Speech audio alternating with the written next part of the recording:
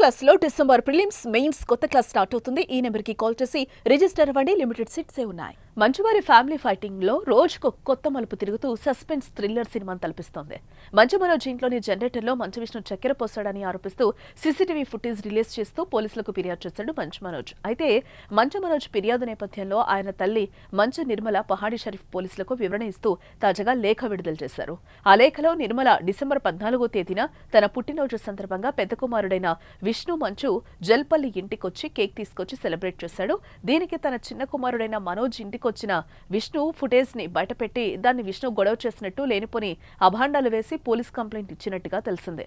తను చెప్పదలుచుకున్నది ఏంటంటే, నా పుట్టినరోజు సందర్భంగా విష్ణు కేక్ తీసుకుని ఇంటికొచ్చాడు. తన రూమ్ లో ఉన్న సామాన్ తీసుకున్నాడు. ఉన్న కొద్దిసేపు నాతోటుండి కేక్ కట్ చేయించి సెలబ్రేట్ చేశాడు. తన చిన్న కొడుకైన మనోజ్ కి ఇంట్లో ఎంత హక్కుందో పెద్ద కొడుకైన విష్ణుకి కూడా అంతే హక్కుంది.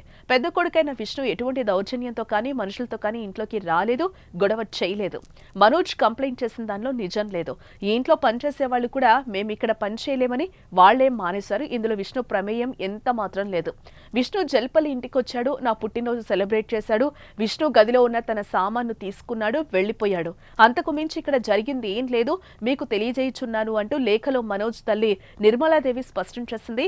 ఈ లెటర్లో మంచు మనోజ్ కి వ్యతిరేకంగా తల్లి రాయడంతో ప్రస్తుతం ఈ లేఖ సంచలనంగా మారిందని చెప్పుకోవచ్చు. మరి దీనిపై పోలీసులు మంచు మనోజ్ ఏ విధంగా స్పందిస్తారో చూడాలి మరి.